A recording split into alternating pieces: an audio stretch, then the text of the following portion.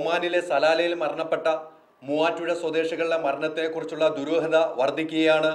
ഇതുമായി ബന്ധപ്പെട്ട് ബന്ധുക്കൾ നൽകിയ പരാതിയുടെ അടിസ്ഥാനത്തിൽ ഇന്ത്യൻ എംബസി ഇടപെട്ട് വീണ്ടും പോസ്റ്റ്മോർട്ടം ചെയ്യാൻ തയ്യാറെടുക്കുകയാണെന്ന് മൂവാറ്റുപുഴ MLA എൽദോസ് എബ്രഹാം പറഞ്ഞു. എംബസി വഴി പരാതി കൈമാറിയിട്ടുണ്ട്, നാട്ടിൽ നിന്ന് പരാതി കൈമാറിയിട്ടുണ്ട് എന്നുള്ളതുകൊണ്ട് തന്നെ മസ്കറ്റിൽ നിന്നുള്ള മെഡിക്കൽ സംഘം പിന്നെ വീണ്ടും മരണ കാരണങ്ങൾ പരിശോധിക്കാൻ വേണ്ടി തയ്യാറായിട്ടുണ്ട്. പോലീസ് എൻക്വയറി ഇതിൻ്റെ ഭാഗമായി നടക്കുന്നുണ്ട്. 5 വർഷക്കാലമായി മൂവാറ്റുപുഴയിൽ ബിസിനസ് നടത്തി വന്നിരുന്ന നജീബും മുഹമ്മദുമാണ് സലാലയിൽ മരണപ്പെട്ടത്. മറ്റൊരു ബിസിനസ് പങ്കാളി കൂടിയായ കരീമിനെയാണ് ബന്ധുക്കൾ സംശയത്തിന് മുന്നിൽ നിർത്തിയിരിക്കുന്നത്. ബന്ധുക്കൾ നൽകിയ പരാതിയുടെ അടിസ്ഥാനത്തിൽ കേരള സർക്കാരിനെ ഉടൻ ഇതിൽ ബന്ധപ്പെടുത്തുമെന്നും MLA പറഞ്ഞു. പിന്നെ കേരള ഗവൺമെൻറ്റിൻ്റെ ഭാഗത്തുനിന്ന് തീർച്ചയായും ഇക്കാര്യത്തിൽ ശക്തമായ ഇടപെടൽ കൊണ്ടുവരുവാൻ വേണ്ടി MLA എന്ന നിലയിൽ ആത്മാർത്ഥമായിട്ടുള്ള പരിശ്രമങ്ങൾ നടത്തും. കരീമുമായി അഭിപ്രായ വ്യത്യാസമുണ്ടെന്ന് നജീബ് അറബിക്ക് നൽകിയ കത്തിൽ പറയപ്പെടുന്നു.